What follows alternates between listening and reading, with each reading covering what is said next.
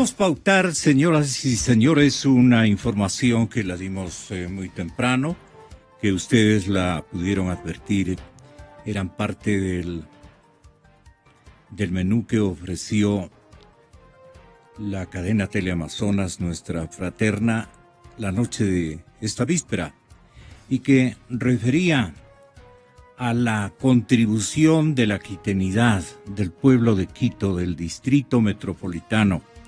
Quito envió el último convoy de donaciones hacia Manabí y Esmeraldas. El municipio capitalino está organizando una segunda fase de solidaridad que consiste en la reconstrucción de escuelas y de espacios para atención de la niñez. Muchas de estas toneladas de envíos fruto del cariño solidario que ha manifestado a las víctimas del terremoto del 16 del pueblo de Quito. Yo en esto tengo que destacar especialmente de la juventud capitalina. Nosotros contribuimos como Cadena Democracia, como Radio Exa, con un concierto espectacular con las mejores figuras de el canto nacional que se reunieron precisamente en el centro donde el centro de recepción funcionó, donde nosotros presentamos el evento y pudimos transmitir, inclusive con las notas que ayer las renovó la cadena Teleamazonas, la cantidad de vehículos que salieron en columnas, y esto ha hecho la administración del alcalde con su señora esposa, la primera dama de la ciudad, de la urbe capitalina, y queremos nosotros saludar y felicitarnos, porque también nosotros pusimos esa contribución, a donde asistieron más de 10,000 jóvenes de nuestra ciudad. 10,000. Eso era una fiesta maravillosa que todos pudieron apreciar y que recibió las mejores calificaciones de parte de la juventud capitalina. Así es que estamos muy contentos por lo ocurrido. Esos camiones que partieron ayer, los últimos, pero no se va a detener. La primera dama hoy se compromete igualmente a darle una consistente ayuda a la reconstrucción de escuelas y de espacios para atención a la niñez. Sí, la primera dama. Pero yo quería hacerles escuchar rápidamente, tenga la gentileza, rápidamente, señoras y señores, cómo informó Teleamazonas de este particular. El alcalde de Quito, Mauricio Roda, cerró el último container del convoy que viajó hacia Manabí y Esmeraldas. Vamos a enviar hoy 400 toneladas, con lo cual completamos 3.500 toneladas de ayuda humanitaria de los quiteños, que ha sido enviada a más de 350 comunidades de Manabí y Esmeraldas. No solamente comunidades grandes, sino también a los pequeños recintos, a los pequeños caseríos. Así terminan 75 días recibiendo y organizando en el centro de acopio del Bicentenario la ayuda de miles de quiteños que fue entregada en Manabí y Esmeraldas. Una primera fase que se cierra para continuar otra, que está enfocada en reconstruir. La ayuda se comenzará a recoger desde el 30 de julio en todos los eventos de verano de las Artes Quito, así como en plataformas digitales. Toda esta recaudación será directamente manejada por la Agencia de Naciones Unidas para la Niñez, UNICEF, quienes enfocarán sobre todo a la reconstrucción de escuelas y a la reconstrucción de espacios para la atención a la niñez. En esta jornada solidaria se agradeció a los miles de voluntarios que desde el centro de acopio o en la misma zona de desastre colaboraron para que los afectados del sismo de Manabí y Esmeraldas sintieran esa mano amiga de los capitalinos. Muchísimas gracias y que Dios nos bendiga por siempre. Se destacó la ayuda de todas las dependencias del municipio de Quito. con el trabajo de nuestro cuerpo de bomberos, que heroicamente rescató a 99 personas de entre los escombros, el trabajo de la Policía Metropolitana de Quito, de la Agencia Metropolitana de Tránsito, la maquinaria pesada que enviamos, los tanqueros de agua potable, las brigadas de asistencia psicológica, la brigada de alegría y trabajo infantil Bacán. Quito ha demostrado una vez más que sabe actuar con prontitud y una inmensa solidaridad. En Quito, Nelson Carrera, 24 horas. Bien, en la ciudad de Miami, no por diversión, cumpliendo actividades que para nosotros son harto significativas, Álvaro Rosero, de la cadena Democracia. Ayer se cumplió y fueron enviados en convoy las últimas toneladas de contribución a la cual me he referido hace contados instantes para decirle al público ecuatoriano y a la ciudadanía que estamos muy contentos de haber contribuido a la campaña de María Fernanda con el festival que te dignaste impulsarlo y transmitirlo con un éxito rotundo en el mismo centro donde el cariño solidario de los chicos capitalinos y también de los jefes de familia se han hecho presentes para enviar en total, creo que dijo 400 toneladas habían sumado, Álvaro, hasta el día de ayer. No, mire que estos mandatarios que está improvisando España complican la vida. Perdona, es el chiste que se ha institucionalizado en la radio respecto al movimiento Podemos y a nuestro compañero, el centro delantero de la consola de la cadena Democracia. Alvarito, estamos con los caballeros ¿Cómo estás? Marcelo Larrea, Enrique Mafla y William Morillo. Vamos a denunciar un fraude electoral, pero muy preocupante. Así es que desde allá el agradecimiento mutuo, porque también nuestra tarea fue al tenor de el entusiasmo que le puso la primera dama de la urbe. Tú tienes la palabra. ¿Cómo estás por allá, hijo? Hola, padre, buenos días a tus invitados, sobre todo a tu audiencia, ya que característico en ti, digo, la impertinencia, padre, de mencionar en dónde me encuentro.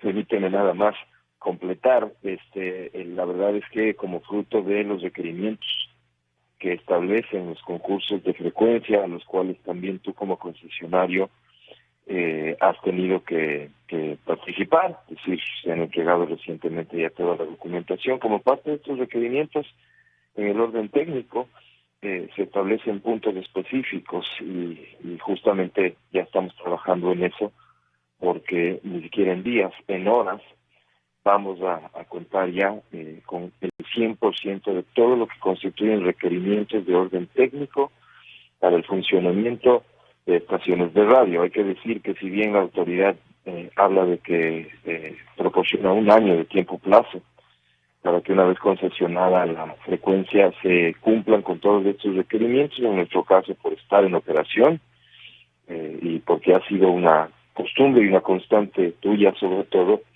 estamos poniendo todo al 100% sin que quede un solo detalle, por mínimo que sea, ya en operación antes de realizarse el concurso, antes de que ganes como va a suceder el concurso, ya en operación el 100% de los requisitos incluso técnicos, y ese es el motivo de mi presencia por acá. Y luego, sobre el tema que has estado tratando, la verdad es que sí, tengo que decirlo, hemos dicho, nuestra alegría enorme por haber formado parte de esta campaña que se denominó Quito Solidario.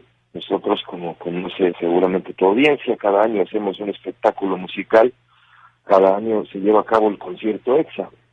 Cada año el concierto tiene una temática específica. Hemos abordado temas de distinta índole, temas medioambientales, tal vez han sido los principales.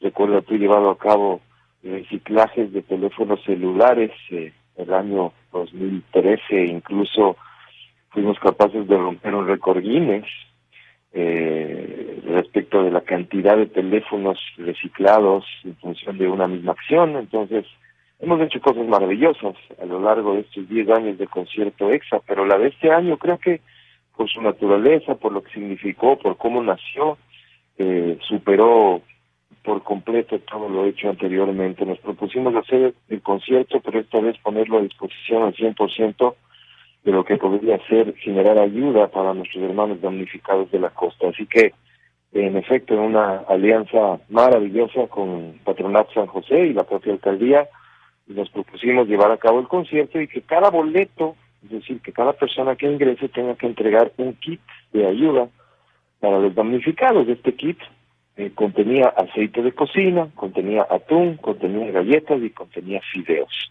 Esa era la base del kit. Muchas de las personas no se conformaron con eso, entregaron algo más, duplicaron cantidad, etcétera. Se vieron gestos maravillosos, llegando a canjear más de 11,000 boletos, 11,300 y algo más de boletos canjeados en el concierto que se llevó a cabo el pasado 18 de junio en el Parque Bicentenario, que ya a nivel de espectáculo, digo, nos ocupamos siempre de cada detalle, pero más allá de ocuparnos de cada detalle, no era el fondo en este año. Realmente lo de fondo tenía que ver con la ayuda que seamos capaces de motivar, además en un público que probablemente es más difícil que lo haga, ¿no? Porque hablamos de un público adolescente, joven, que si bien pueden estar siendo testigos y participar incluso en acciones familiares, pero ellos directamente es más complicado lograr motivarlos para que, como en este caso en concreto, ofrezcan una ayuda. Así que fruto de los artistas que logramos concretar para su participación en el concierto, de la campaña que hicimos, logramos motivar, imagínate, a más de 11,300, y ya no solo quiteños en este caso, gente que vino de otras ciudades a participar de este show. Se levantaron más de 170 toneladas de ayuda que el mismo día del concierto salieron con rumbo a los sectores perjudicados por el terremoto. La verdad sí fue una cosa estupenda, maravillosa, la entendemos como parte de nuestro rol, no hoy que se habla de estos temas recientemente en nuestro país, lo entendimos siempre, y por eso hacía mención a que nuestros conciertos siempre estuvieron ligados con algún tema de responsabilidad social. Hemos hablado de, por ejemplo, de un tema que siempre lo menciono y nos enorgullece, que es la responsabilidad sexual de los adolescentes, de los jóvenes, ¿no?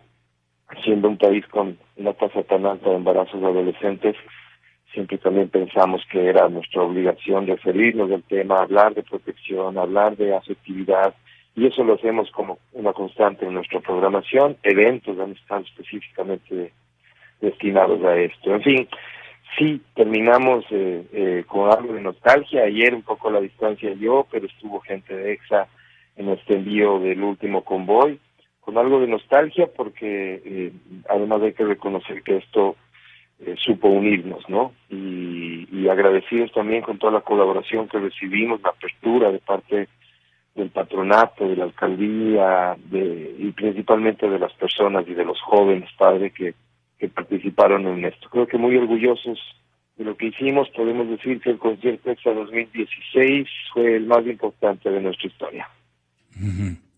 Bueno, un feliz retorno. Muchas gracias, Álvaro.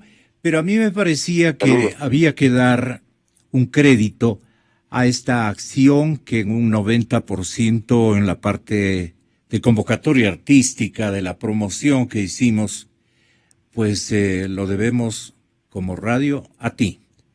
Y bueno, como trabajamos en familia, el éxito y la complacencia de haber contribuido con María Fernanda, la primera dama de la ciudad, es visiblemente importante. Muchas gracias por la confiabilidad que tuvo el municipio capitalino para con nosotros. Y bueno, ahí unimos empeños con los artistas y la cosa salió gigante, especialmente por el reporte que hizo ayer precisamente el señor alcalde de la cantidad de toneladas de ayuda capitalina de sus jóvenes a las víctimas del terremoto. hemos cumplido con nuestro deber entre tantas iniciativas que han surgido y que las saludamos, las felicitamos y que pertenecen a otras autorías. Pero Quito ha quedado de maravilla frente a esta situación. Lo que no estamos de acuerdo es con los fraudes electorales. Pues, con eso no estamos de acuerdo totalmente. Señoras y señores, vamos a denunciar con sus, valga la redundancia, con los autores de esta denuncia. Los denunciantes están aquí. Yo le escuché al director nacional de Democracia Sí, el doctor Marcelo Larrea, una intervención dura, consistente y probatoria. Pero hoy tenemos la posibilidad de que William Murillo, el exministro de Migrantes, nos acompañe en el estudio. El exministro de Migrantes de Ecuador nos ha presentado, si tenemos una cámara, nos ha presentado, miren ustedes, esta cantidad de documentos probatorios que ustedes de alguna manera pueden visualizarlo. ¿En dónde, William? Estimado Gonzalo, muchas gracias por la invitación. Un gusto estar aquí, por supuesto acompañado de Marcelo y Enrique. Gracias una vez más, primera vez que vengo acá. Gracias a la gente de Quito por recibirme. Yo, ministro, pensé que usted tenía su sede en algún país de los tantos que, como la Unión Americana o España, abrigan a la mayor cantidad de compatriotas.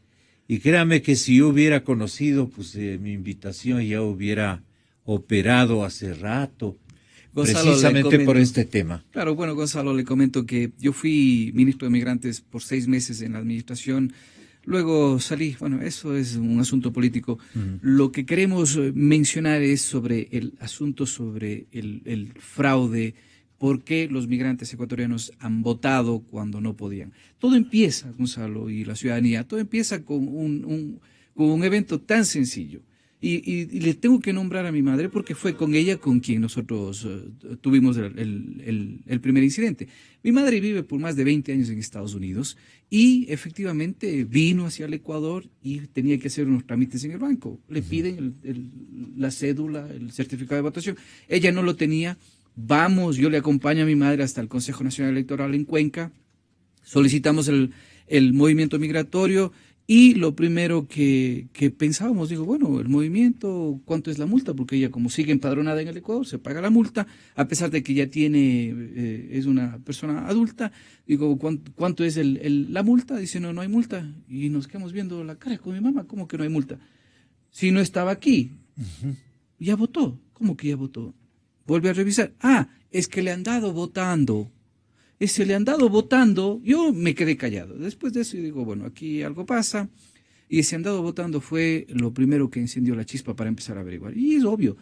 Empecé a averiguar con mis hermanos, con mis tíos, con mis familiares, amigos, clientes, y empezamos a ver un patrón constante de que les han dado votando a algunas personas. ¿Por qué les digo que les han dado votando? Porque fuimos ya a hacer esta investigación con la familia principalmente, a un sitio en internet que se llama datoseguro.gov.es. Allí había un link, un enlace.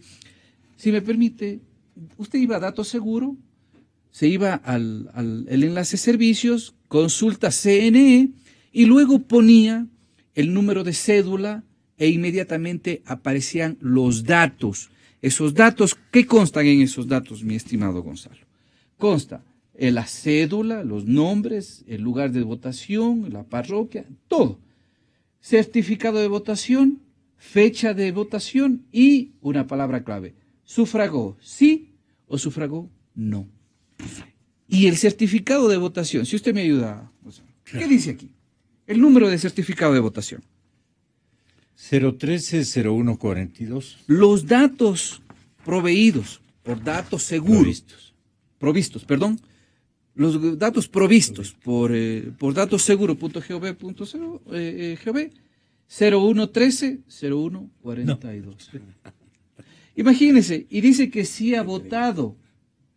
Mi madre no estaba aquí, y eso yo lo puedo comprobar con él.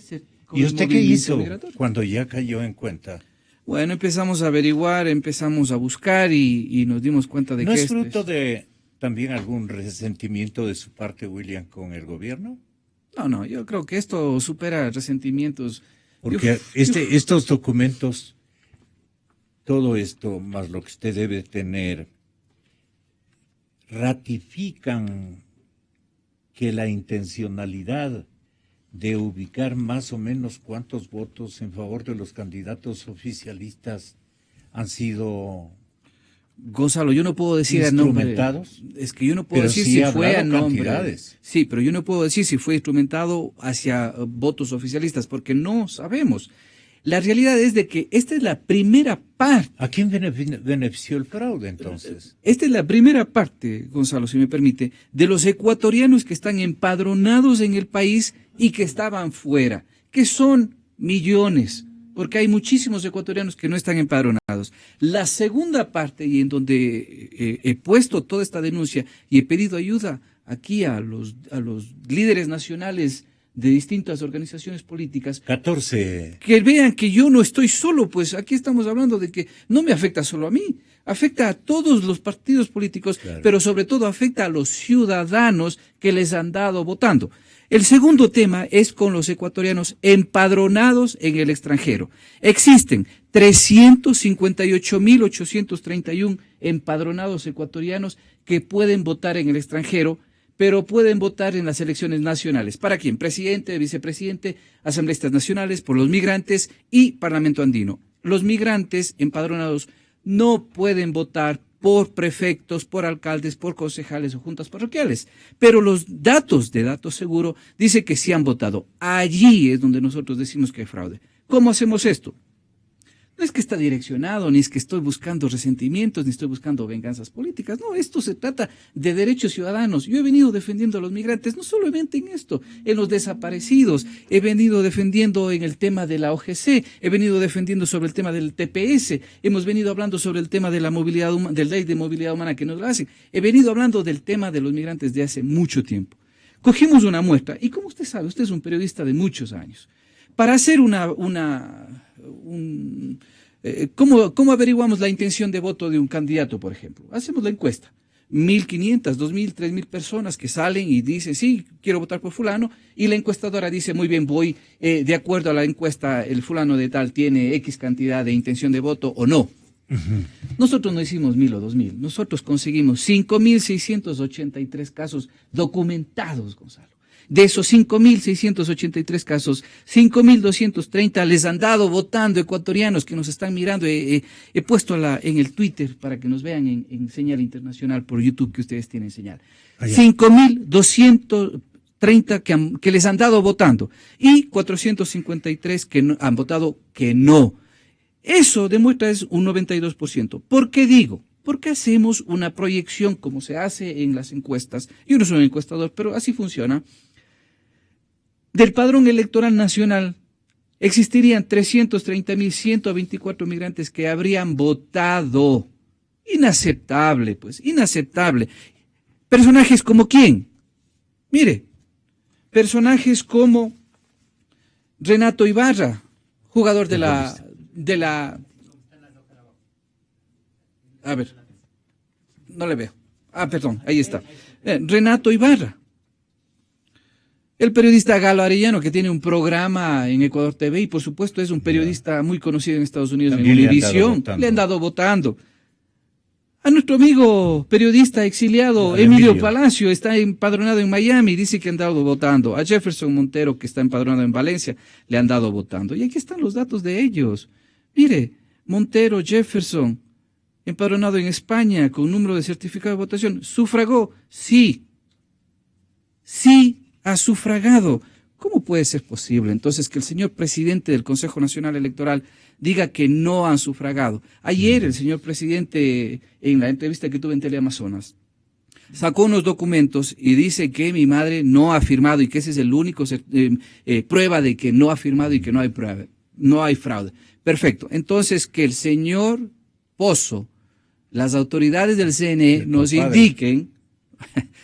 indiquen por qué aparecen estos datos en datos seguro, si es que esto no es así. Y cabe recordar que los datos, dice, los datos entregados en datoseguro.gov.es, que es oficial, dice, la información presentada es de exclusiva responsabilidad del Consejo Nacional Electoral. Y dice que sí sufragó. Si me permite, Gonzalo, yo tengo aquí la grabación del señor Pozo, Por favor, que dijo ayer que eso es mentira. Escuche. Para rechazar esta acusación se quiere, a través de mentiras, a través de falsedades, a través de una supuesta investigación, de forma irresponsable, generar dudas. Pero lo que señala Datos Seguro es si tiene certificado de votación. Es decir, Si tiene certificado de votación. no te puede decir si sufragó o no. No te puede decir si sufragó o no. Palabras del pero mismo señor. no obstante, el Pero- señor presidente le dice a usted que miente. Bueno, pero Sí, usted está demostrando eso es lo que él dice, contrario. pues, pero yo estoy demostrando todo lo contrario.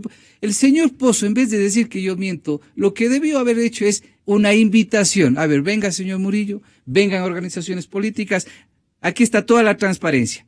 Lo que Datos Seguro debió haber hecho y lo que los migrantes me han solicitado, me han bombardeado por Twitter, por Internet, por el Facebook, es que ¿cómo puedo averiguar? Pidan al Consejo Nacional Electoral y a datoseguro.gov.es que actualicen estos datos. Él dice que no hay, y sin embargo, los mismos datos, las mismas informaciones oficiales dicen, instituciones públicas y privadas podrán verificar si un ciudadano ejerció el derecho al voto a través de Datos Seguro. Señor Pozo, por favor, cuidado, está mal informando al país. Mejor averigüemos qué pasó. Si es que no se encontró la firma de mi madre y de las otras personas, como usted dice, entonces vamos a averiguar si es que es un problema informático. Y eso es mucho más grave, porque nos están dando información incorrecta. Y eso es gravísimo en el sector público. Gravísimo.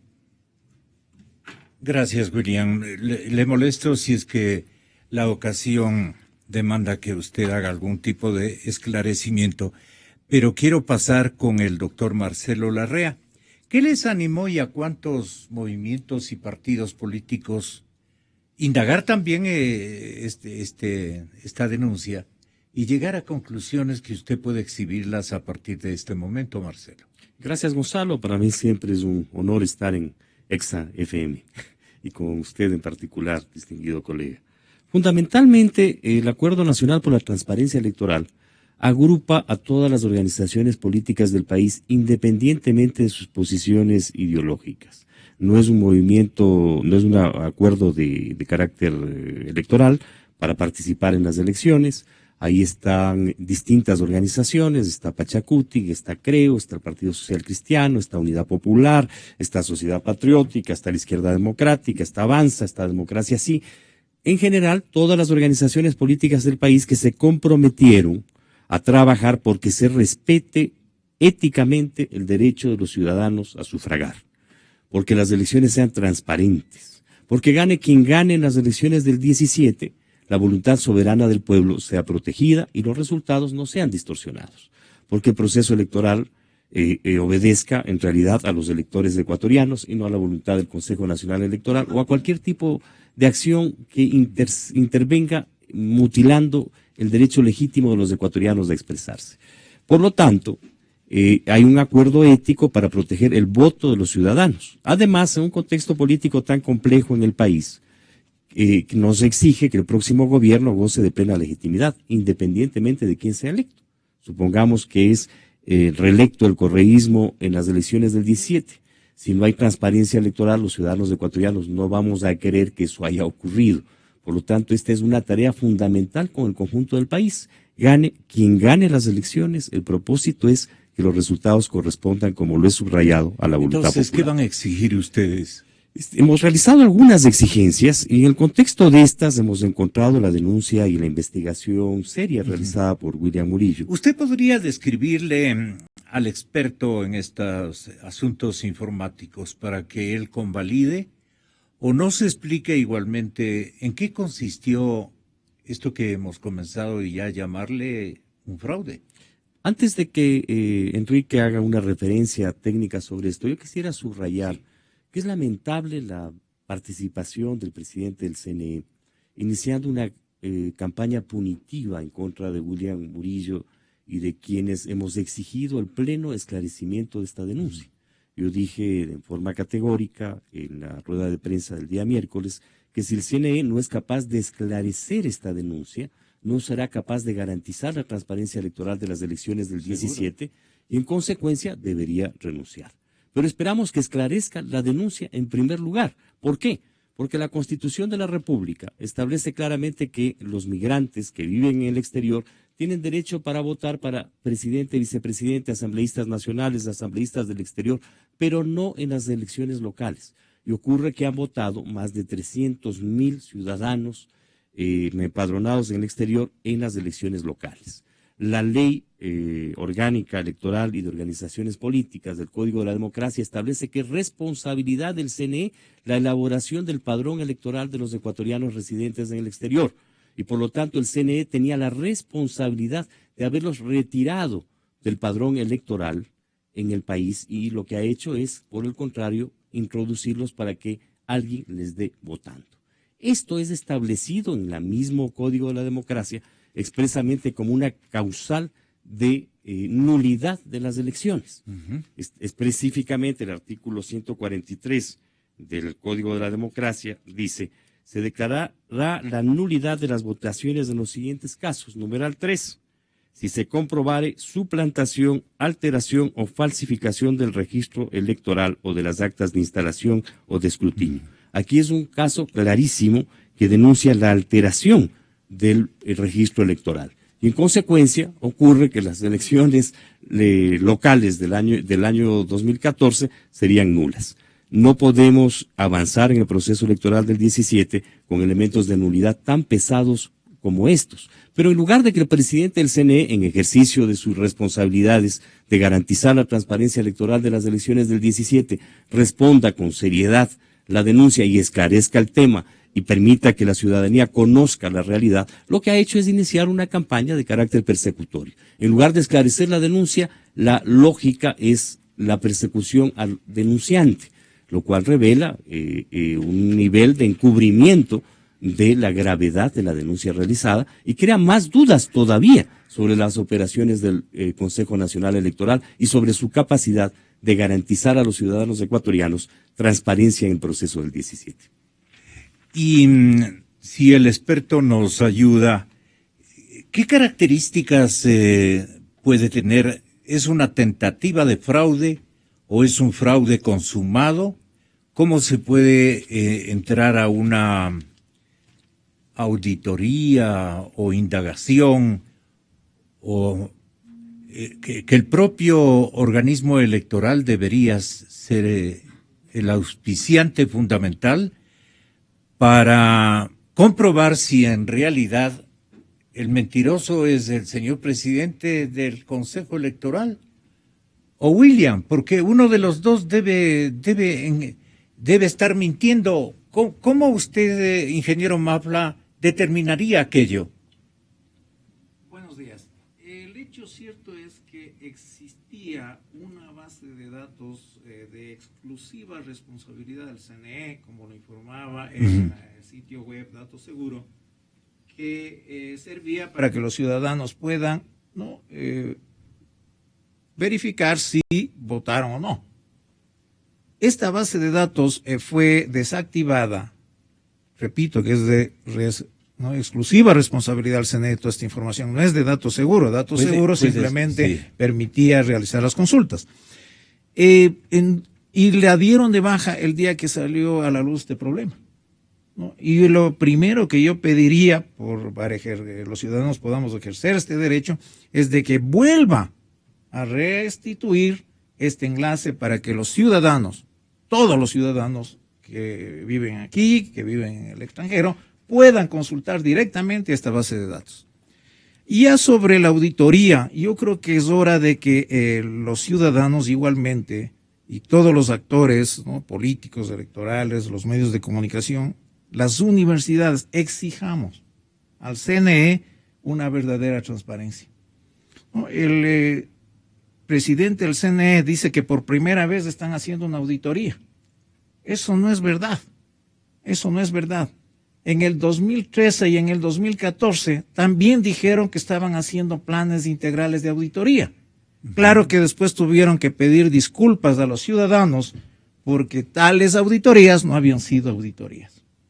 Como ¿no? Tampoco es la que están haciendo ahora, porque los auditores son empleados del CNE, el coordinador es empleado del CNE, ellos redactan el informe y dicen que van a dar a conocer a las organizaciones políticas. ¿Y se puede confiar en una auditoría interna? El problema de confianza no se lo gana con declaraciones ni con instrumentos mediáticos. La única forma de garantizar, inclusive como lo señalaba la presidenta del CNE de Venezuela, les instruía, les decía que es a través de auditorías, pero auditorías verdaderas, objetivas, abiertas. Transparentes, técnicas. Esa es la única manera. Aquí lo que amerita es hacer una auditoría, ¿no es cierto?, a esa base de datos que estaba disponible en Datos Seguro y a las otras bases de datos que están relacionadas a esta elección en particular de 2014, incluyendo a los padrones postelectorales. Y de paso, yo creo que también debería exigirse una auditoría a las bases de datos que están sirviendo para la verificación de firmas, que es otro problema que todavía tenemos que resolver. Entonces, desde el punto de vista técnico... Allí, ¿qué quejas abundan? Que lo puede referir Marcelo, por ejemplo. Bueno, aparte de, se han inventado una serie de ítems para la descalificación de firmas. La función del Consejo... Han aumentado el universo de objeciones o algo por el Entonces recibimos un informe del CNE en el cual hay un montón de ítems mediante el cual se descalifican las firmas. Pero esto realmente raya en lo inmoral. Principalmente porque no hay una base de datos confiable que establezca quiénes están adheridos o afiliados a las organizaciones políticas del país y que debería ser público para que todos los ciudadanos ecuatorianos sepamos si alguien está o no está afiliado a una organización. Cuando descalifican una firma diciendo que está duplicada, es decir, que consta en otra organización política, deberían informar en qué organización política está afiliado. El caso mío, por ejemplo, apareció en el año 2012, que yo he estado afiliado a Alianza País. Todo el país conoce que yo siempre me opuse a Alianza País y al presidente Correa en particular. Entonces, es un absurdo, ese es un acto de violación de los derechos personales míos. El señor Fernando Cordero apareció afiliado al Partido Socialista, el famoso Corcho Cordero que fue el presidente de la Asamblea Nacional. Y evidentemente a estas alturas no hay ninguna transparencia sobre ese registro de afiliación a las organizaciones políticas. Pero además de esto, en el caso particular de Democracia Sí, nosotros hemos sido víctimas de la metida de la mano del presidente Correa en el proceso de calificación de nuestro movimiento, cuando mediante una zambatina ordenó al Tribunal Contencioso Electoral que proceda a eliminar nuestras firmas. Y el Tribunal Contencioso Electoral, sin tener competencia alguna en la materia, decidió algo insólito en el derecho universal. Decidió dejar sin efecto 187.602 firmas cuando no hay juez alguno en ningún ámbito del derecho universal que pueda dejar sin efecto una sola firma. La firma es la expresión soberana de la voluntad de las personas. Es el equivalente a la huella digital. Es la expresión del ejercicio de la personería jurídica de una persona. ¿Cómo el Tribunal Contencioso Electoral en funciones en el país puede dejar sin efecto las huellas digitales de 187.000 personas? Es algo insólito también. Con un Tribunal Contencioso Electoral de esa naturaleza no se puede garantizar la transparencia del proceso electoral del año 17. ¿Qué deberían, William, entonces solicitar sobre firme? ¿Y usted qué le solicitaría en términos de esclarecimiento técnico al experto que está aquí, el ingeniero Mafla? En primer lugar, dejar algo claro para que el señor presidente del CNE Pozo se tranquilice y no esté haciendo cadenas nacionales desinformando al país. Lo primero, que William Murillo está dispuesto a colaborar con la Fiscalía y, por supuesto, el apoyo de las organizaciones políticas fue contundente. Se ha dicho que la próxima semana se va a presentar también todos estos datos ante la Fiscalía. No es ningún ataque personal al señor Pozo ni a los consejeros, y mucho menos una campaña de desprestigio ante el CNE. La Fiscalía tiene que hacer las investigaciones concretas. Si es que hay un problema informático que parece que hacia allá va, entonces tenemos que también traer a la Contraloría para que averigüe qué pasó con los millones de dólares que se están gastando en la depuración del padrón, en los sistemas informáticos que contrataron, si funciona o no funciona, quién es el responsable, quién está atrás de todo esto. ¿Y dónde está el contrato para ver a qué alude la revisión? Pues, por supuesto, la auditoría. Los auditores, ¿quiénes hicieron la fiscalización de los sistemas? ¿Quiénes recibieron eso? ¿Usted ha buscado ese material y no ha encontrado? ¿Quién está a cargo del voto en el exterior, por ejemplo? Esa persona también tiene que estar aquí, hablando, a ver qué es lo que pasó en esa época. El señor Pozo se ofende tanto como si fuera de él, cuando esto sucedió en la época del señor Paredes. Flamante adquisición de Alianza País y actual funcionario público del país, de Alianza País. O sea, son cuates, entonces. Yo creo que si es que vamos a poner las cosas en claro, esto es una demanda ciudadana de que abran datoseguro.gov.es para que los migrantes y los ecuatorianos podamos consultar. Si les han tomado en cuenta. Si les han dado votando o no. Y eso es lo primero. Y bueno, las organizaciones políticas tienen sus propias responsabilidades y prioridades. Estoy seguro que van a querer auditorías abiertas, van a querer peritos informáticos, van a querer forenses informáticos para ver si hubo alguna alteración en las bases de datos. Pero es tan difícil porque Datos Seguro tiene sistemas redundantes que ellos, declaraciones públicas de ellos, indican de que ellos saben cuándo hicieron las consultas, y efectivamente las consultas que se hacen en Datos Seguro tienen un número de identificación que saben a qué hora, cuándo, desde dónde, qué computadora, qué IP.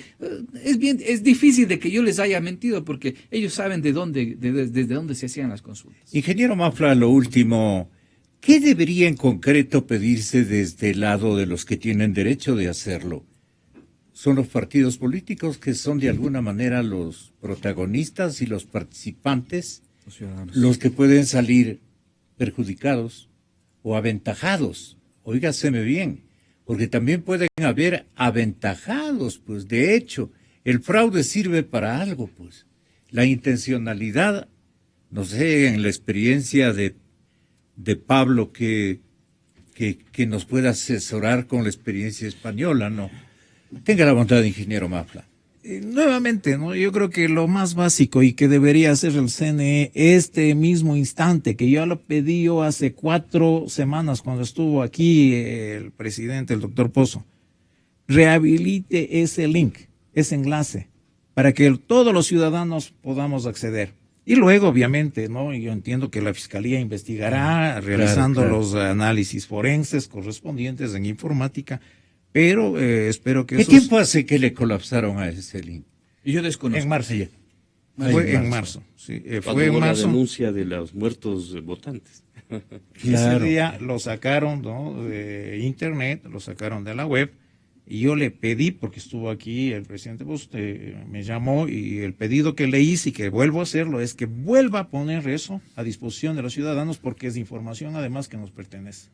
El CNE es custodio de esa información, es responsable, ¿no? Como dicen, Datos Seguro es de absoluta responsabilidad cuidar la integridad de esa información. Le esperamos aquí el día que su tiempo lo permita, señor presidente, pero no puede pasar del día martes. Sí, ya sería entonces. Además, no tiene por qué asustarse si lo único que estamos pidiendo es transparencia electoral. No tenemos por qué presumir dice que hay una minga de mentirosos, nadie, sino que estamos exigiendo que exista transparencia, que la ciudadanía pueda tener acceso a conocer toda la información del proceso electoral. Porque el proceso electoral, por la Constitución, es público, no es reservado, no es una actividad privada que tenga que ser oculta a y tampoco es cuestión de alzarse de hombros, no decir, no quiero. Ni de perseguir a nadie, que digan lo que digan. ¿No? Esa actitud de salir con acciones punitivas revela que crea más dudas en lugar de abrir las puertas de la transparencia. Es algo que quieren esconder, en lugar de que el presidente del CNE nos diga, no, aquí está la información pueden ustedes tener acceso y podemos verificar colectivamente cuál es la verdad de los hechos.